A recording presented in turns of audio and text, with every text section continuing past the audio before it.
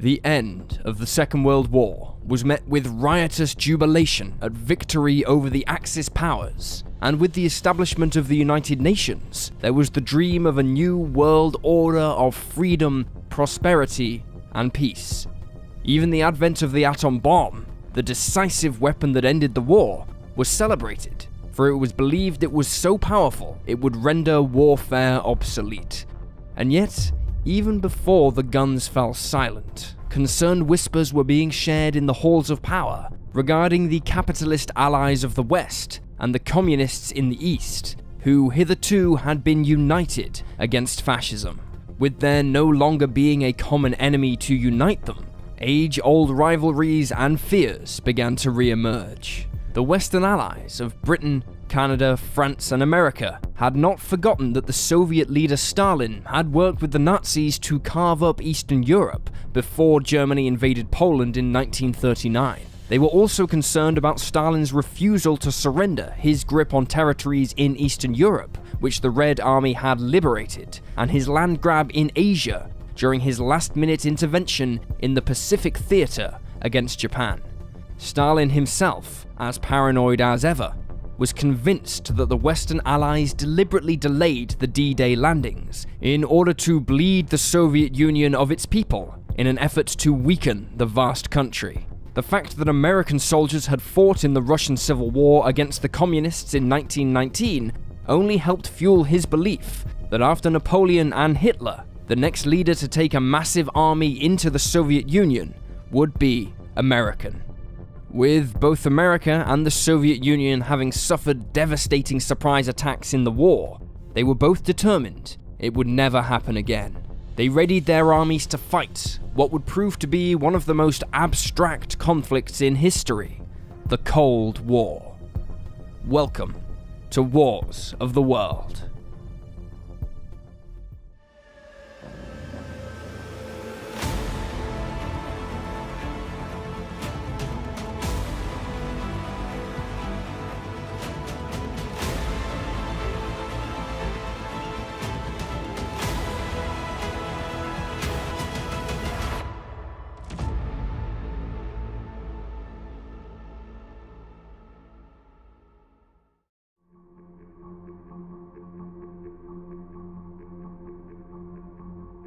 So, just what is a Cold War?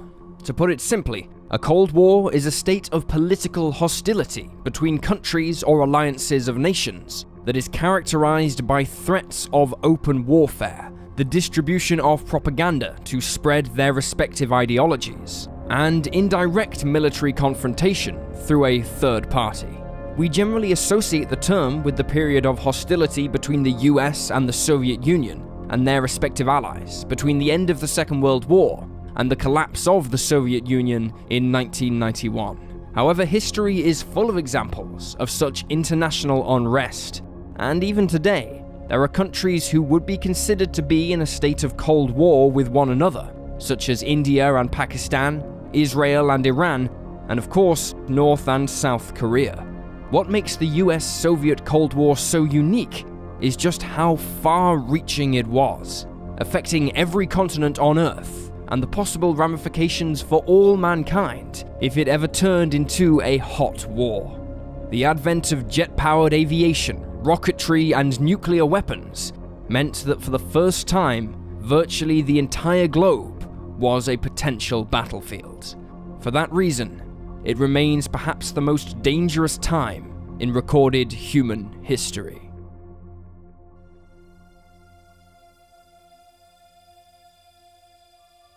The Cold War is considered to have begun shortly after the surrender of Nazi Germany during the Potsdam Conference, in which the three main allies, Britain, the Soviet Union, and the United States, met to discuss what to do with post-war Germany, and to an extent, Europe itself. Even before the war had begun, the Soviets had been building their Eastern Bloc by annexing the smaller countries around its borders, such as Estonia and Latvia, and they sought to secure the countries they liberated from the Nazis to bring them into that bloc, expanding their influence with puppet rulers. Short of starting another war, there was little the two Western powers could do to stop Stalin from achieving his aim, and thus Albania, Bulgaria, Poland, Romania, Czechoslovakia, Hungary, and East Germany all fell under the influence of Moscow. Yugoslavia also became allied to the Soviets after their revolution, but retained a greater degree of autonomy than the other countries. On March 3rd, 1946, Britain's wartime Prime Minister, Winston Churchill, uttered the now famous words to an audience in Westminster College, Missouri, that an iron curtain has descended across the continent. However, with the surrender of Japan in September of 1945, the US began to take a much harder line with the Soviets, especially across occupied Germany, which had been divided into 4 zones under the rule of the victorious powers. Germany's capital city, Berlin, was equally divided amongst the victors, but was located deep within the Soviet zone, something that was the source of much frustration to Stalin, who believed the city should be entirely his, for it was his troops that fought the bloody last battle there in 1945.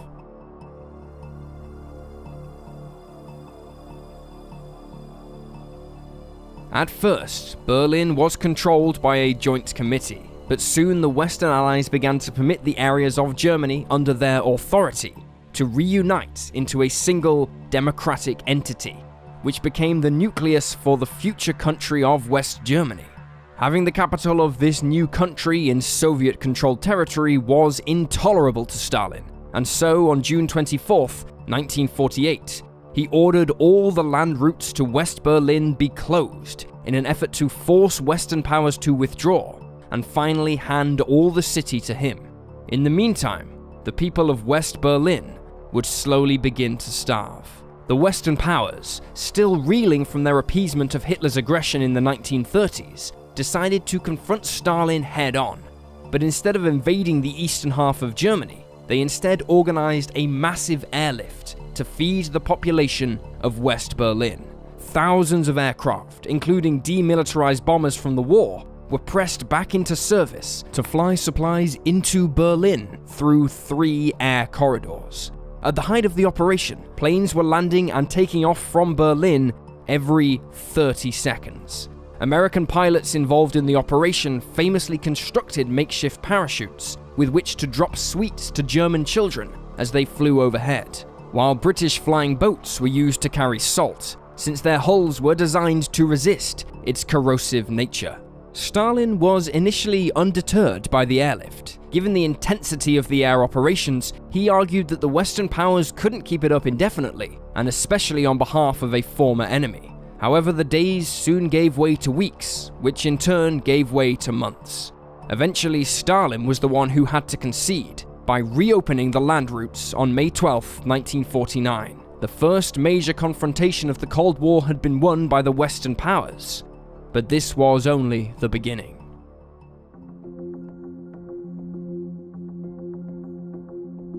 The blockade of Berlin had proven that the Soviets were a real threat to Western Europe. Several Western European countries, such as Belgium and Holland, had declared themselves neutral when Hitler invaded westward in 1940, but this proved to be no protection. And so, their post-war governments began looking at forming military alliances to counter Soviet aggression. Britain and France had already signed a mutual defense treaty, known as the Treaty of Dunkirk in 1947. And the following year, this was expanded to include the small Benelux countries. Barely a year after this, with the blockade of Berlin well underway, negotiations began to expand the alliance even further to include, as well as additional European countries, the US and Canada. The result was the North Atlantic Treaty Organization, known as NATO, which was established on April 4, 1949, with 12 member states. NATO was founded on the premise of mutual defense, with the key point in membership being that an attack on one country by a foreign power constituted an attack on all member states. In addition, it would unify the command structure of all member states and provide an extensive common training program that turned 12 armies into one titanic one.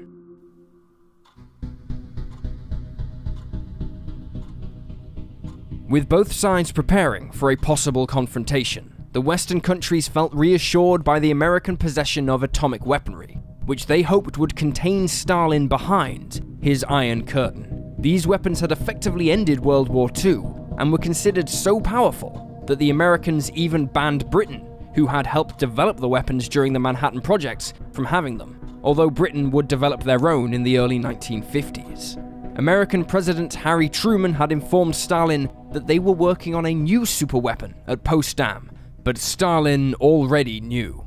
His spy network had infiltrated the Manhattan Project, and he demanded that his own scientists build an equivalent weapon. The first Soviet atomic weapon, the RDS-1, was strikingly similar to the American bomb dropped on the Japanese city of Nagasaki. On August 29, 1949, the Soviets detonated the bomb, and it proved to be even more powerful than the scientists working on it had predicted, being the equivalent of 22,000 sticks of TNT, more powerful than the Nagasaki bomb. The test horrified Western intelligence agencies, unaware that the Soviet nuclear weapon program was so advanced. They expected it would take another 5 years for the Soviets to develop a bomb, by which time they would have even more powerful weapons in the form of hydrogen bombs. The test only accelerated Western weapon programs in an effort to keep them ahead of the Soviet engineers. The first nuclear arms race in history was now underway.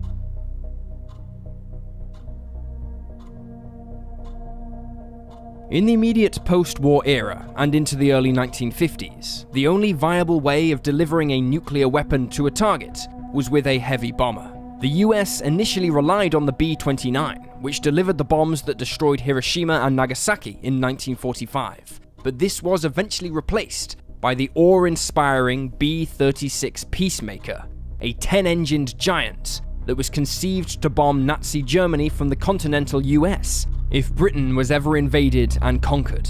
Eventually, newer and more advanced jet types, such as the B-47 Stratojet and the now legendary B-52 Stratofortress, were entered into service.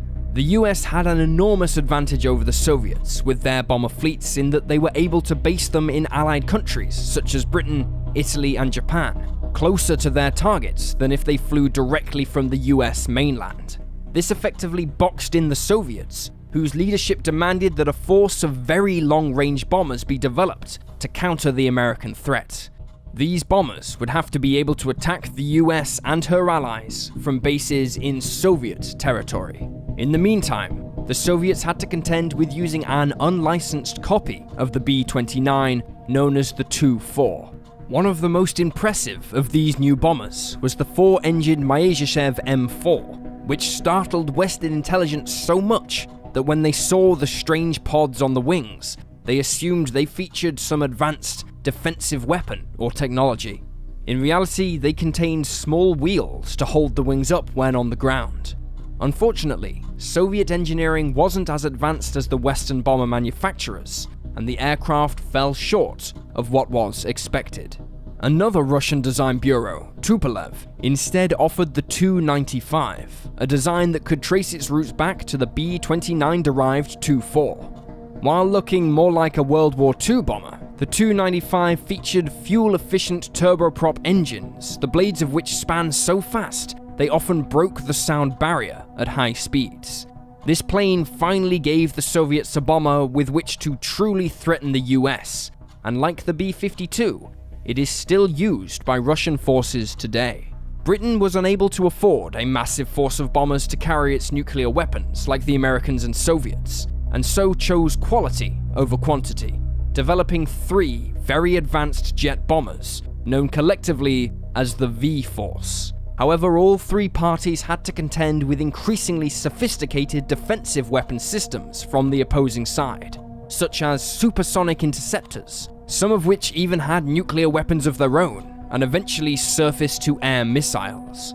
Thus, all 3 countries began developing air-to-surface nuclear missiles, which would allow the bombers to attack their targets outside of the range of enemy air defenses.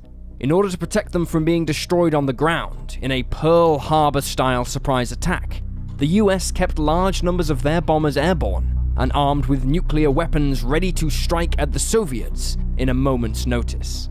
However, this practice was stopped after a series of accidents including a mid-air collision between a B-52 and a tanker over Spain, in which 4 nuclear bombs rained down on the Spanish coast in 1966.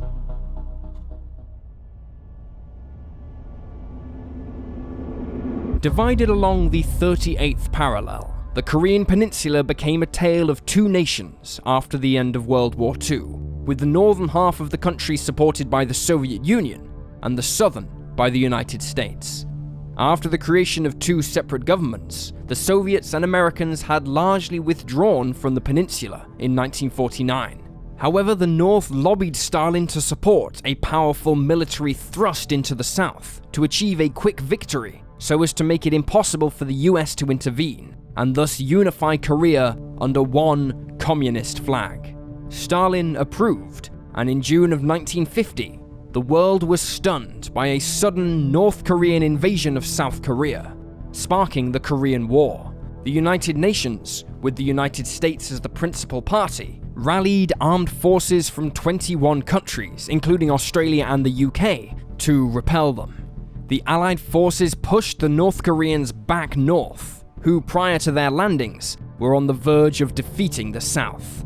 American and Allied forces pursued them across the 38th parallel and all the way to the Yalu River, but this in turn provoked China, who launched a massive invasion in support of the North Koreans, and in doing so prolonged the war until 1953, by which time an estimated 2.8 million had died. The fighting in the Korean War mimicked much of the fighting in World War II, including mass bombing raids against North Korean cities. The war saw the first jet versus jet air battles, which included Soviet pilots in MiG-15s secretly fighting American pilots, although this wouldn't be revealed until many years later. Negotiations in 1954 produced no further agreement, and the front line has been accepted ever since as the de facto boundary between North and South Korea.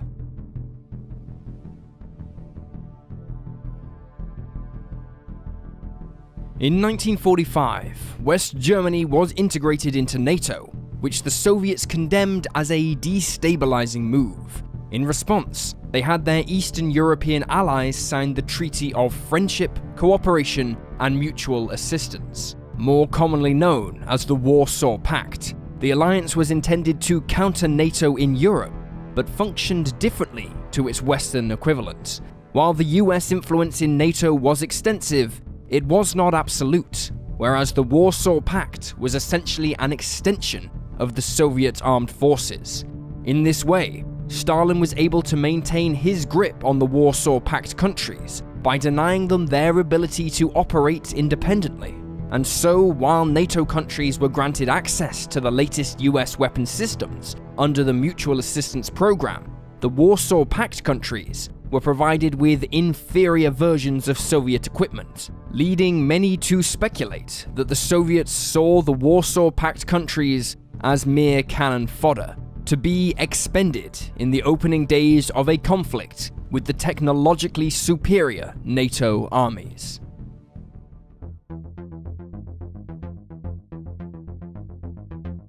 The Cold War was a time of unprecedented secrecy.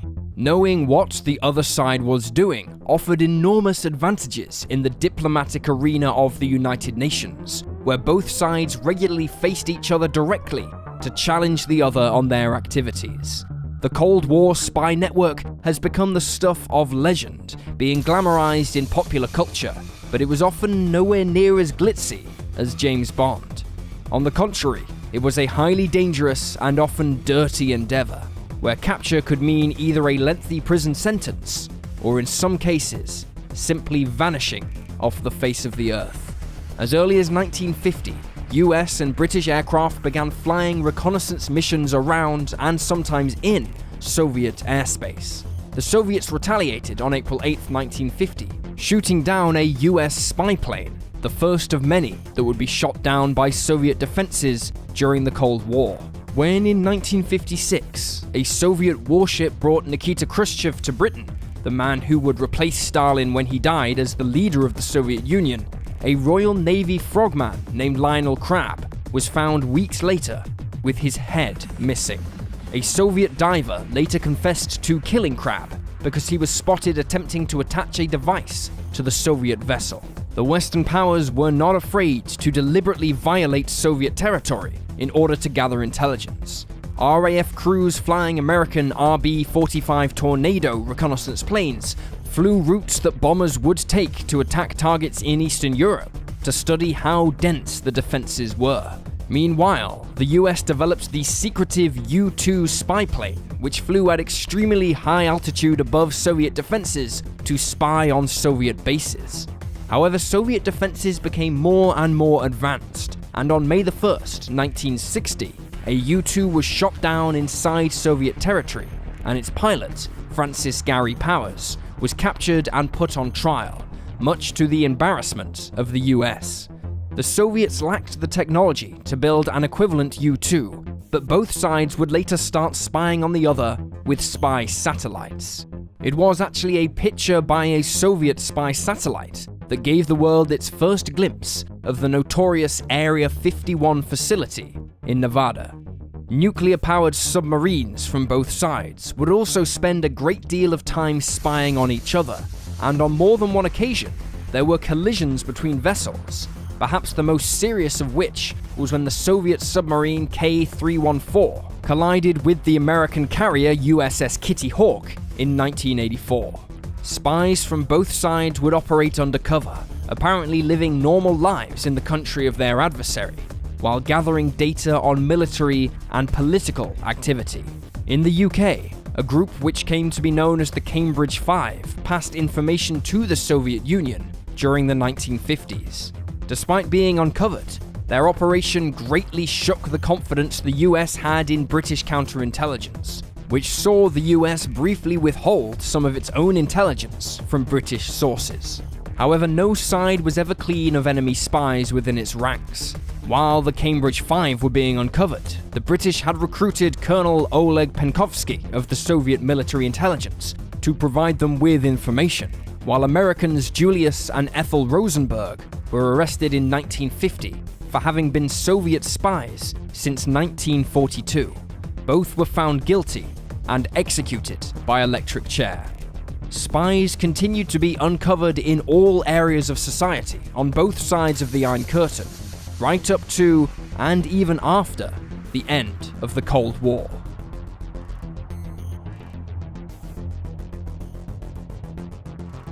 (1956) was a troublesome year for both sides of the Iron Curtain. On the island of Cuba, located some 90 miles from the US mainland, communist rebels renewed their efforts to oust the pro-US Cuban leadership. On April 29th, Cuban rebels attacked an army barracks, and although they were repelled, it emboldened rebel sympathizers so much that the communist leaders who were in exile returned to Cuba. Among them was Fidel Castro. Just 2 years later, Castro would come to power, much to the glee of Moscow. In the meantime, however, the new Soviet leader Khrushchev had to deal with an uprising in Hungary. Beginning on October 23rd and lasting over 2 weeks, the uprising was opposed to the ruling government, who were seen as Soviet puppets. Soviet troops poured into Budapest to put down the uprising, but not before over 2,500 people had been killed, and over 200,000 Hungarians displaced as refugees. While the Hungarians were rising up, British and French forces were rallying in the Mediterranean to storm the Suez Canal, which had been nationalized by the Egyptian president and was under threat by fighting between Egypt and Israel. It would transpire that the Egypt-Israeli conflict had been orchestrated by London and Paris as an excuse to bring the canal back under Western control and keep it open to Anglo-French shipping, who would otherwise have to sail around Africa to maintain trade with the Far East. The Anglo-French forces defeated the Egyptians and landed their troops on the banks of the canal, but it would prove a political disaster. The US President Dwight D. Eisenhower was furious that he was not consulted beforehand and felt that the operation was a distraction from the Hungarian situation. He threatened to withdraw financial support to both countries if they did not withdraw, and so Britain and France retreated in embarrassment. For Britain, It finally proved they were no longer the great power they once were, and they would have to settle for being a major regional power in Europe. France, on the other hand, was furious with the American response, and this signaled a marked deterioration in relations that threatened its membership in NATO.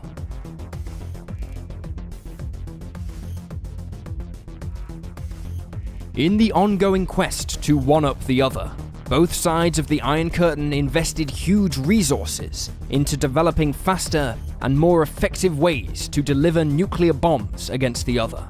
Bombers were still seen as the most effective way, with extremely advanced and futuristic types, such as the XB-70 Valkyrie being developed, which, in theory, could bypass any defenses it came up against with its high-speed, high-altitude performance. However, rocketry was seen as the future, especially by the Soviets, whose bomber force was always at a disadvantage in terms of technology and bases compared to the West. While the US did have its own rocket program, the Atlas, it was beset by a series of problems. In 1953, the Soviets began work on the immense R-7 multi-stage rocket, which was designed to carry a hydrogen bomb around 4,000 miles at over 20 times the speed of sound. After a failed launch test in which the R-7 caught fire, a successful test was carried out on August 21, 1957, the rocket flying 3,700 miles in a matter of minutes. Just 2 months later, the same type of rocket was used to launch Sputnik into orbit, the first artificial satellite. The launching of Sputnik had an important place in the ongoing Cold War, because it demonstrated how advanced Soviet technology was, affording them greater leverage in negotiations. It was also a matter of pride. In 1959, the R-7 became operational, and the Soviets now had a way of threatening US bomber bases with destruction just minutes after the start of hostilities, and before the majority of US air forces could even mobilize. Having largely ironed out the problems with their own Atlas missile system, the US declared they had an equivalent ability to retaliate, just as swiftly as any surprise Soviet missile attack. This was the dawn of the ICBM, the Intercontinental Ballistic Missile, which would, from then on, begin replacing bombers as the primary means to carry the nuclear deterrence of both sides. Like the bomber bases, however, ICBM bases were also vulnerable to attack, since they were large, static targets. Submarines offered the solution. Nuclear-powered submarines could patrol underwater for weeks, carrying an arsenal of nuclear missiles, hidden from the enemy. This would prove to be the ultimate deterrent, since not only could they carry large numbers of missiles, they were extremely difficult to detect. The ICBM changed the rules of the game forever. As more and more ICBMs became operational, the danger grew and grew, since neither side could now confidently attack the other without sustaining massive damage themselves. It was mutually assured destruction, known appropriately as MAD.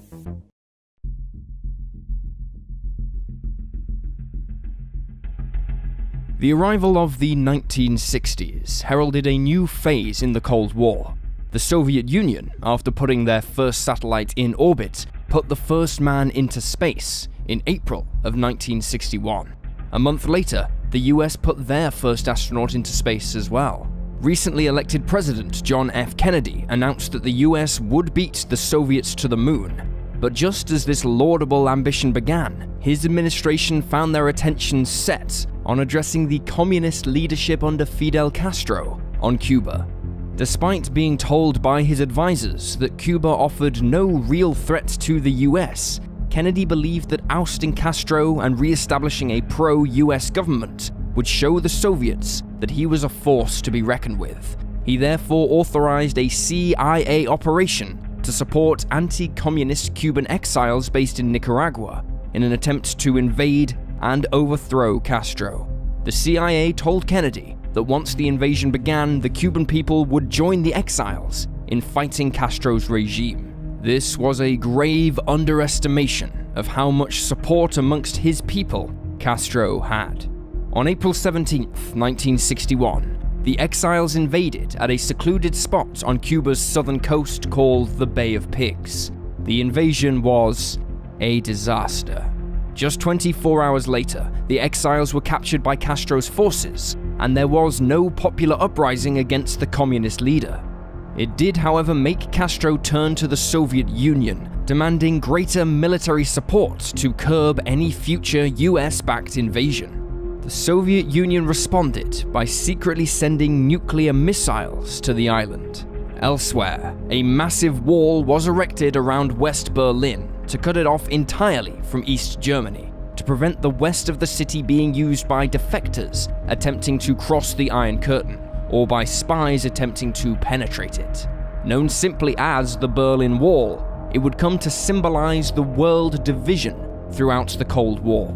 That world division only seemed to be worsening as the 60s got into full swing.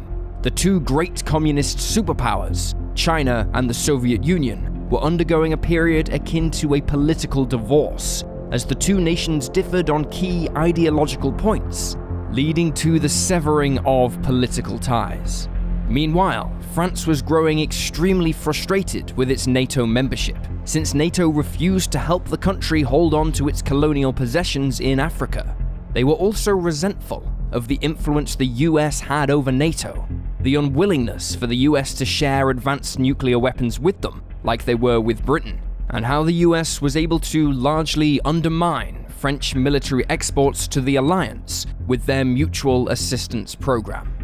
By the end of the decade, France would withdraw from NATO and demand American forces leave their country. In October 1962, a U-2 spy plane over Cuba spotted evidence of Khrushchev's missiles under construction. This sparked the Cuban Missile Crisis, a period of 13 days where the world looked set to erupt in nuclear conflict. Kennedy ordered a blockade of Cuba to stop any more missiles being transported there, while both sides engaged in often clandestine negotiations. In the end, Khrushchev agreed to withdraw the missiles in exchange for the US making a public pledge that they would not invade Cuba in the future. There was also a secret agreement to remove US missiles in Turkey. The whole affair was largely seen as a US victory, but in reality, it was a draw. Pulling back from the brink, the crisis had a profound impact on the foreign policies of both sides. There was more effort in the future to avoid direct confrontation, but this in turn meant that to tackle each other, the superpowers saw their efforts being increasingly redirected through third parties. One such place was the steamy jungles of Southeast Asia, Cambodia, Laos, Thailand, and Vietnam.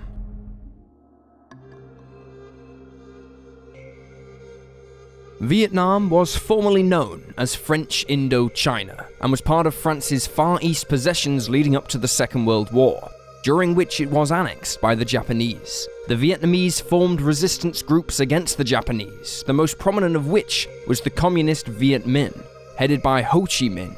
With the defeat of the Japanese, the Vietnamese believed that they could finally declare themselves a free and independent state, but the US supported France's ambition to reconquer the former colony. The Viet Minh fought a brutal guerrilla war against the French throughout the second half of the 1940s, the French relying heavily on American equipment in order to keep up their fight.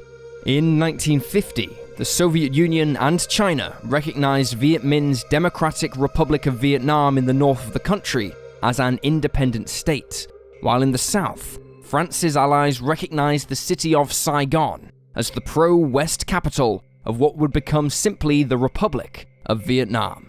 Fighting between the Viet Minh and the French continued until the bloody Battle of Dien Bien Phu in 1954, where the French were dealt a humiliating defeat. A ceasefire was declared and the French withdrew, granting independence to neighboring Laos and Cambodia in the process, while Vietnam remained partitioned. After a brief period of relative peace, fighting broke out in the south between government forces and a peasant army known as the Viet Cong, which was soon supported by Ho Chi Minh's North Vietnam.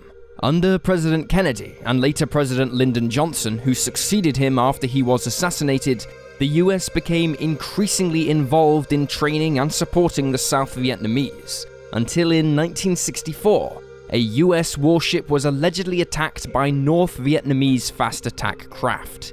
In response, Johnson authorized a massive buildup of forces, including combat units that would fight directly with the Viet Cong and the North Vietnamese Army. Over the next 11 years, the technologically superior US forces found themselves embroiled in a bitter guerrilla warfare with the Communists. A massive air campaign known as Rolling Thunder, which was directed against North Vietnam and aimed to deny them the ability to carry on the war, was rendered ineffective by President Johnson imposing crippling rules on what the pilots could and could not do.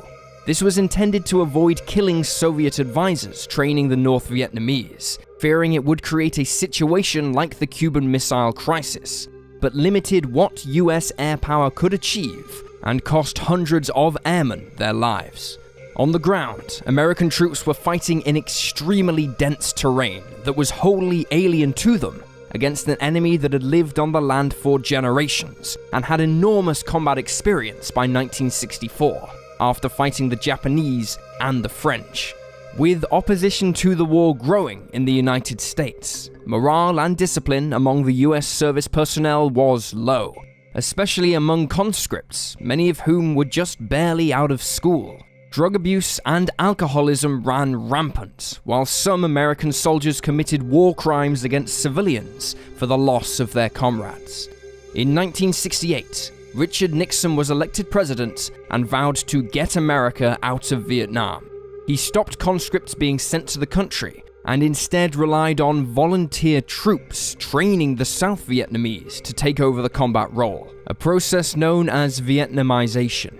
On July 20th, 1969, the US achieved the ultimate goal in the space race by putting a man on the moon. However, at home, the Vietnam War was tearing US society apart. Many had already agreed that it was unwinnable. The question was how to withdraw and still save face.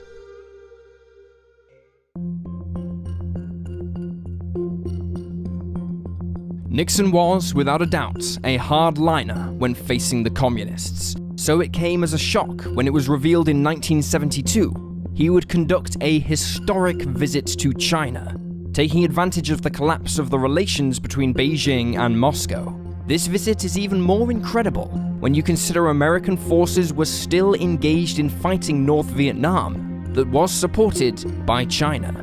Nixon himself considered the week-long visit one of the most important in the world. While immediate results of the visit were limited, long-term it laid the groundwork for China becoming a major trading partner with the US, while further widening the rift between China and the Soviet Union, thus preventing them from combining their might against the West. Just a few weeks after this visit, the US and the Soviet Union signed the Anti-Ballistic Missile Treaty, the first of the Strategic Arms Limitation Treaties, aimed at reducing the threat nuclear weapons posed to the world.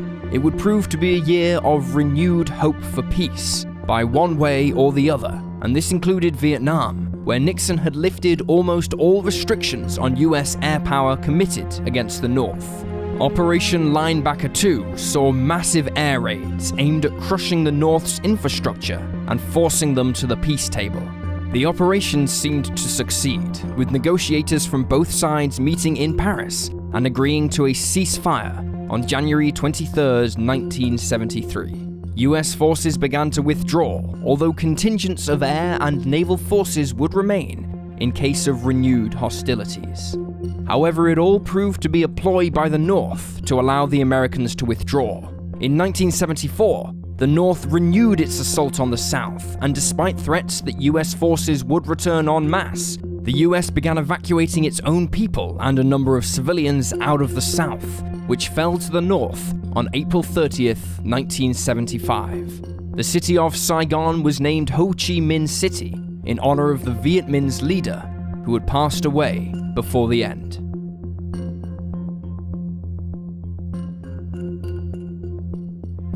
To the west, the authoritarian nature of Soviet rule, coupled with the relatively little information that came out to the world, convinced many that the people there were akin to robots, lacking any sense of individuality, and following instructions by the state without question. However, the reality was very different, and in fact the 1970s saw growing unrest in Eastern Europe and the Soviet Union. Contraband items from the West, such as music, films, and even clothes, became highly sought after.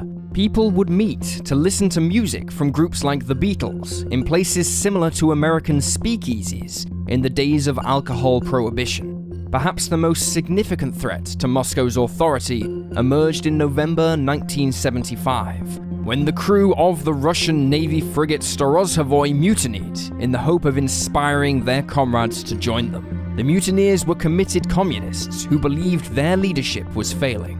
During the mutiny, Soviet bomber crews were ordered to sink the ship, but they refused to kill their countrymen. Eventually, the captain of the frigate managed to regain his command before anyone was killed. The leader of the mutiny was put on trial and executed. Along with the US, the Soviets engaged in further talks aimed at more strategic arms limitations treaties, and in July of 1975, American astronauts and Soviet cosmonauts docked their craft in space and shook hands in a moving gesture towards peace. However, neither side was willing to give up their ambitions of being the dominant global power. In 1976, the Soviets and Cubans worked to install a communist government in Angola, but the Soviets' biggest gamble of the decade was invading Afghanistan on Christmas Day, 1979.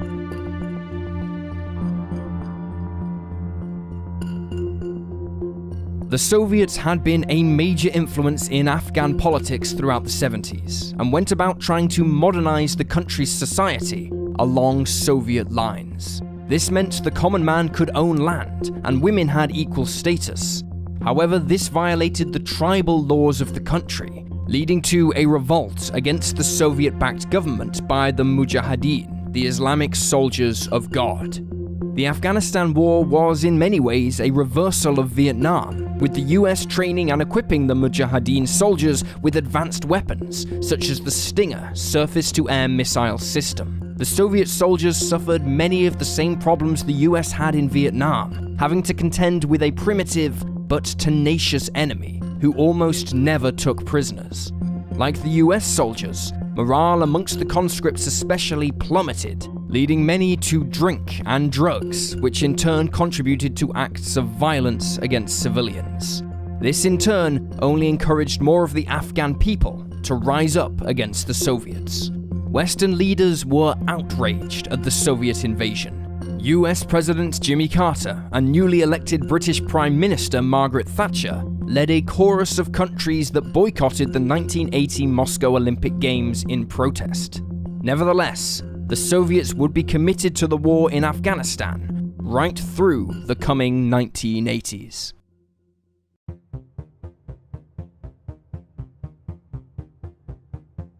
Against this backdrop entered President Ronald Reagan on January 20th, 1981.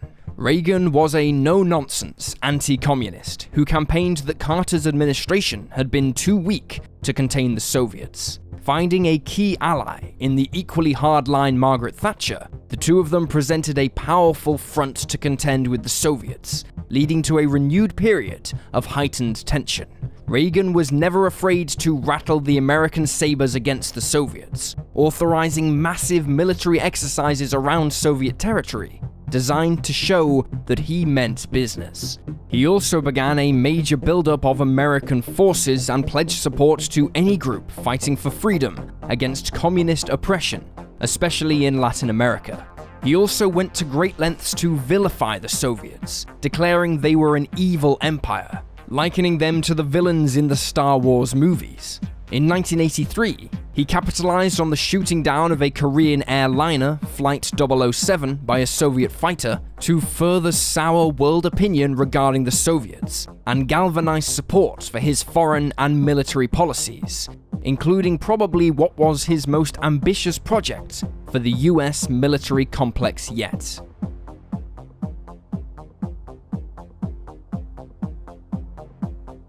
There can be little doubt that the policy of mutually assured destruction had prevented open warfare between the superpowers from breaking out. However, for hardliners on both sides of the Iron Curtain, it was a wholly unacceptable situation. They viewed the situation as akin to living with a neighbor who is forever pointing a loaded gun in your face. Not only did this mean there would forever be a stalemate, which in itself would cost billions of dollars and rubles to maintain, but there was also the ever-looming risk of an accident triggering a nuclear holocaust, something that was only narrowly avoided on several occasions by all sides. When touring an American radar facility that monitored Soviet nuclear missile launches, Reagan was horrified to learn that the US had no effective way to defend against the attack, other than simply retaliating with their own nuclear weapons against the Soviets. He therefore ordered the US defense industry to begin working on developing ways to destroy Soviet missiles before they reached the US, a project he christened the Strategic Defense Initiative, but has since been remembered as the Star Wars program because it involved satellite-based laser weaponry. The Soviets viewed SDI as a seriously destabilizing move. If successful, SDI had the potential to allow the US to attack the Soviet Union without the threat of retaliation, thus negating the MAD policy. This was totally unacceptable, and they began work on developing their own counter. Both sides spent vast sums of money on their respective programs, but ultimately, very little came of it. However, years afterwards, it was speculated that Reagan knew the SDI wasn't feasible, and that the real reason for it was to damage the Soviet economy. In this respect, there is a case to be made that it was incredibly successful.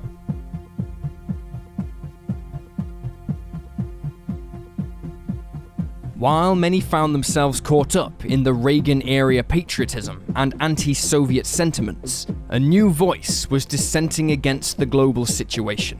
In 1983, the American ABC network aired the harrowing movie The Day After, chronicling the effect a nuclear war would have on a small Midwestern town.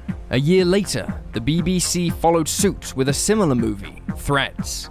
United States networks considered Threads to be so important that in an unprecedented move, it was shown in its entirety, without commercial breaks. Both movies helped invigorate growing movements aimed at ending the nuclear arms race, such as the British campaign for nuclear disarmament. These moments began to filter through into pop culture, with music videos such as Frankie Goes to Hollywood's Two Tribes, featuring caricatures of the American and Soviet leaders in a wrestling match. In Britain especially, protests at military bases where nuclear weapons were housed often became violent. While everyone agreed that the movement's goals were noble, Reagan and Thatcher's supporters reiterated that unless anything changed drastically in the second half of the decade, then nuclear weapons were needed to contain the Soviets on their side of the Iron Curtain.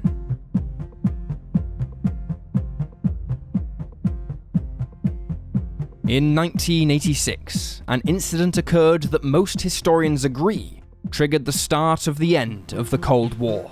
In the night of the 25th to 26th of April, there was an explosion at the Chernobyl power station in Ukraine.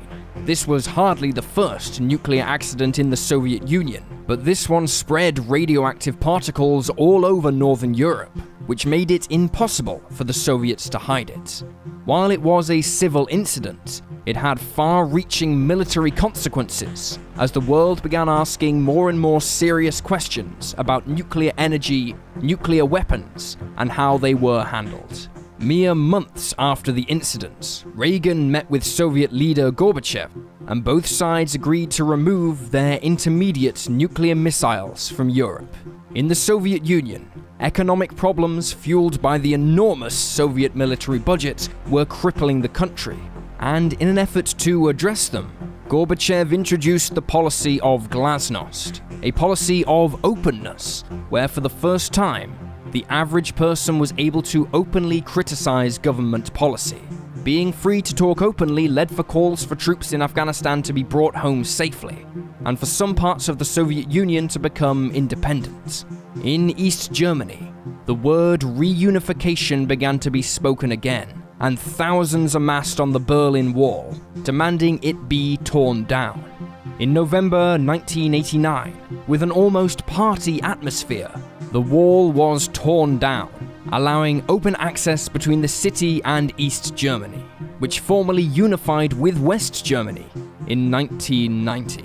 A month later, revolutions rocked Czechoslovakia, Bulgaria, and Romania, toppling their communist governments. In March of 1990, Lithuania declared itself independent from the Soviet Union, and less than a year later, other Soviet states such as Belarus and Kazakhstan began to follow. His rivals saw Gorbachev's reforms as spelling the end of the Soviet Union, and on the 19th to the 21st of August 1991, a group of hardliners staged a coup in Moscow, but failed. On Christmas Day 1991, the red flag of the Soviet Union was lowered from the Kremlin and replaced with the red, white, and blue colors of the new states of Russia. A number of new countries were formed out of the dissolution of the Soviet Union, many of whom inherited nuclear weaponry, but these were handed over to Russia by 1996.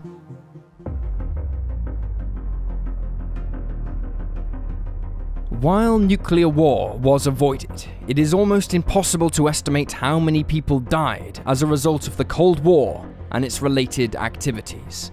It is difficult to know just what constituted a Cold War conflict or not. One example of this is Libya, which, while not communist, was anti-American, and thus supported by Moscow. There are also significant parts of the Cold War story that remain secret, so we are yet to get the full narrative.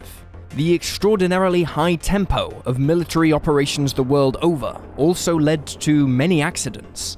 Just recently, in March of 2020, the wreck of the submarine USS Stickleback, which sank on May 28, 1958, was discovered off the coast of Hawaii. The submarine sank after a collision with a destroyer, while both were participating in naval exercises. Additionally, while the bombs never fell on Washington, Moscow, London, or Paris, the economic price of the Cold War placed incredible monetary burdens on all the participants and had a wide-reaching impact on their societies. The social scars of living in fear of nuclear Armageddon for years still remain in many of these countries. Yet, 1991 was hardly the end of troubles between these two worlds and their factions. Cuba remains communist to this very day, and has had to endure an extremely rocky relationship with the US. Communist rebels continue to be a threat in parts of Africa, South America, and Asia, while the fall of communism had a part to play in the Yugoslav wars of the 90s, a period of conflict that saw some of the worst atrocities committed in Europe since the Second World War. After 1991, there was hope that the world might finally do away with its nuclear arsenal of weapons, since they now appeared to be an extremely expensive relic of the Cold War period. But while the number of individual weapons dropped off markedly, many argue that the game of nuclear one-upmanship has only intensified. China now has its own fleet of nuclear-armed ballistic missile submarines, while India initiated a nuclear attack submarine construction program in 2015. Perhaps even more worryingly is that both Russia and the US continue to train and wargame the use of nuclear weapons in a limited capacity. This rang true particularly in the Trump era of US policy, as Bloomberg correspondent Hal Brands explained in March of 2020. The Pentagon is rehearsing for limited nuclear war, to show that it can respond to Russian nuclear strikes in a proportional and thus credible manner that signals resolve without unleashing the apocalypse. Finally, it can't be ignored that despite something of a honeymoon period in the 1990s, relations between Moscow and Washington have deteriorated once again in the 21st century, primarily over the situation in the Middle East. Russia opposed US military action in Iraq in 2003, while the US opposed Russian intervention in the Syrian civil war in 2015. Coupled with the return of Russian bombers patrolling the North Atlantic, the suspicious poisoning of the Skripals in Salisbury in 2018, and evidence of Russian interference in the British EU referendum and US elections, it seems that while the Cold War may be over, the legacy of mistrust remains.